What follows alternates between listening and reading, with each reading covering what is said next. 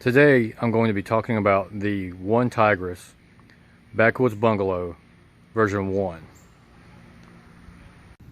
Now what the Backwoods Bungalow is a Baker style tent made by One Tigris. You can find them on Amazon for about $80. Originally they were about $100 and then they went on sale, and that's when I got this one. Shortly after the sale they came out with the Backwoods Bungalow 2. Now the 2 has a different material and some different designs of the way the ventilation is set up on it, and I'll discuss that later on. This is my first time opening this tent up and first time setting this tent up, so I'm going to go through the process and I'm going to actually set it up with my Saffy Rose tarp poles that I talked about in a previous video. Now the stuff sack it comes in is about 8 inches across and about 17 inches tall. The whole system weighs a little bit over 3 pounds, so it's not too heavy, not too light. I believe you could strap this, throw some straps on, put it underneath your pack, and be a good tent. The one thing that I like about this tent is you don't have to use poles. It doesn't include poles. It includes some tent pegs, but there's no poles in it whatsoever.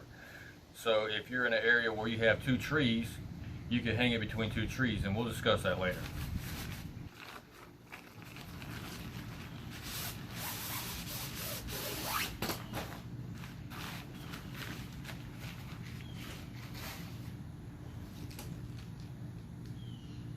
Well, this is kind of cool.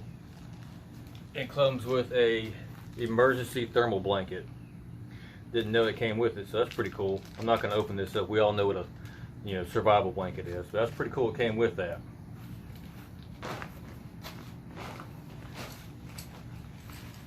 It has a bag for your tent pegs.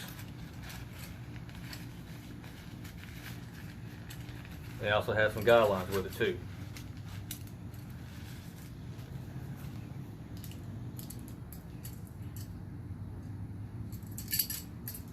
Comes with 5 guidelines, and they got the little tensioners on them, and a handful of pegs here.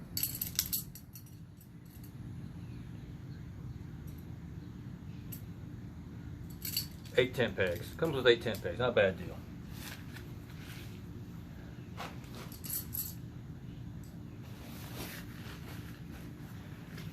Now I got this cheap Harbor Freight tarp on the ground right now. It just rained. I'm trying to protect it not to get too dirty right now.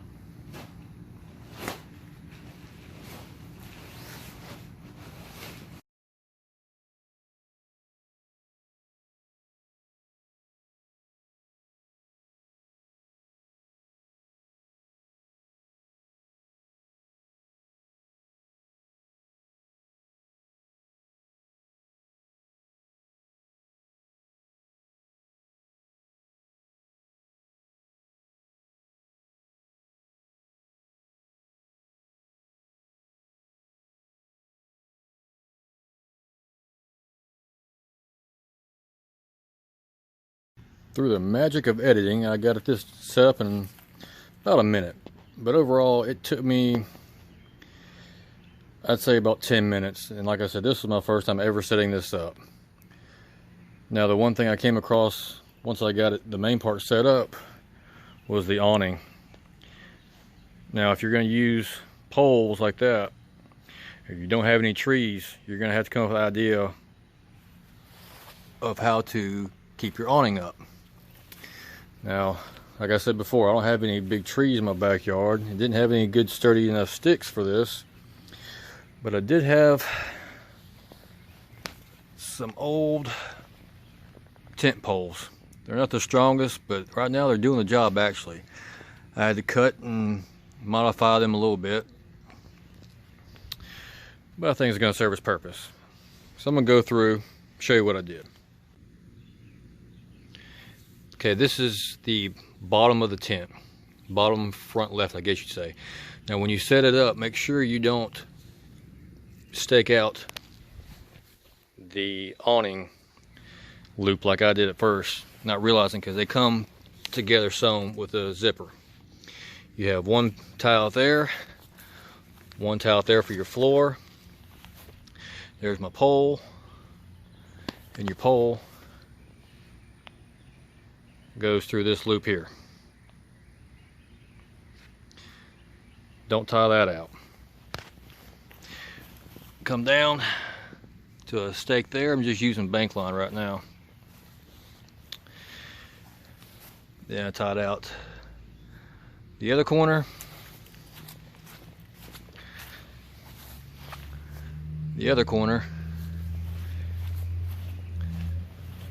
the middle part there for the floor, and my other corner. Now, the one thing it does give you is the optional tie-out point in the rear, and what that does is pulls this back wall out and gives you more room, a little more headroom inside.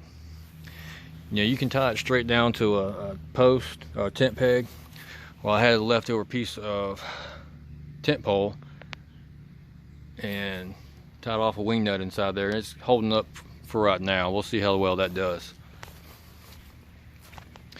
Now, the one good thing about the version 1 is the ventilation. It has these flaps here that you can roll up, and it's got a little toggle that you toggle it off. The one bad thing about these is to get to them, you have to come outside the tent. So it's a good idea and a bad design, I guess you'd say. Now, the version 2 doesn't have these. The ventilation is on the back, and there's another flap that comes off the back wall and comes out a little bit that you can tie off. Now, you're going to get ventilation that way through the main part of the tent, but let's say it gets windy and rainy and you take your flap down, your front awning, and you take it down. Well, you're not going to get a lot of cross ventilation then unless you leave it up somewhat. So that's the one thing, good thing I like about this design is you can open up both the flaps and get a nice cross breeze through the tent while if you have to take down your awning. Here's another good feature about the Backwoods Bungalow. It has in a built-in zippered bug net. It has 2 toggles at the top of the tent, so you can tie it off if you don't need it. But if you're like me and I live down in South Mississippi, the bugs will eat you alive some nights, so that was a good selling point for me. That also gives you a lot more ventilation. If you're not going to have to drop down your awning, you have way more ventilation even with the bug net closed. Now, it does have this loop at the top here, and this is one of those lights I got off of eBay. I paid like 75 cents for this, and I think it's going to do quite well as a little tent light. Now, I have my Climax Static V2 in here, sleeping pad, and this just shows you how much room. I got about 4 inches either way on both sides, top and bottom of it, and a good foot or so either side of it. So you have plenty of room in here to stash your gear in case the weather gets rough and you don't want it outside.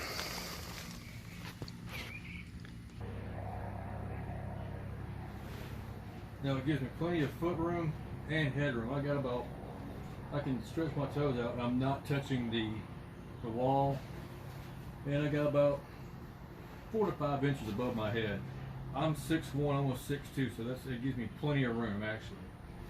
And I can actually sit up inside, and I got about 4 or 5 inches of headroom. So you got plenty of room all the way around, even if you're a taller person like I am. One good thing about your awning is if it's raining, you could have your camp stove, a gas camp stove, get you some water going, cook your dinner out here. It can be coming down rain all around you, and you can still camp. You're not stuck in your tent. You could also have your little, a little pillow here to sit on. Gives you plenty of options. Here's another way you can configure the tent. I've taken the big long guide lines down and lowered the patio, or the awning, however way you want to call it. Remove the poles and just stake down using the tent pegs that came with my tarp poles.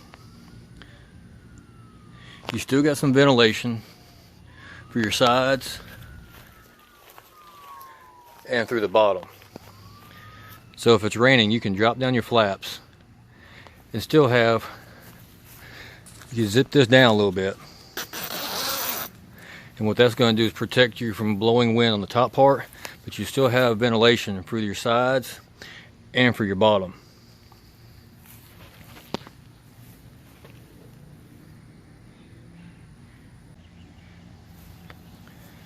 So far, I like the design. There's a couple of little things that it's just me being petty, but for instance, you have a dark medium green tent, but all your guy lines are the chartreuse bright green yellow color. Kind of odd, but it is what it is. Another thing is the toggles. The toggles seem to be a little bit short. They could use probably about another quarter to a half inch to make it a little bit easier to roll up your bug screen the vents. Now I'm not sure which way I'm going to use this more, using the poles or using between two trees. I like the options I can do where I don't have to be dependent upon trees, or say I only have 2 trees. I could use the 2 trees to raise my cover, my awning up, and use my poles to stake out the tent. Or if I'm in a good area where I don't have such an area where I have a lot of trees, I won't have to carry the poles. And if I'm in the woods, more likely I'm not going to use those poles there I use to prop up the awning, because I can just get 2 sticks out of the woods and use that for a prop. But overall, I think this is going to work. It's not really an ultralight backpacking tent. It's more of a car camping, 3-season, day hike type tent. They say it's waterproof. I'm going to find out, because we're going to see here next couple of days when I go to this camp out, and we're going to see if there's going to be a rain chance. If there's a rain chance, I'm going to sleep in it, see how weatherproof it really is.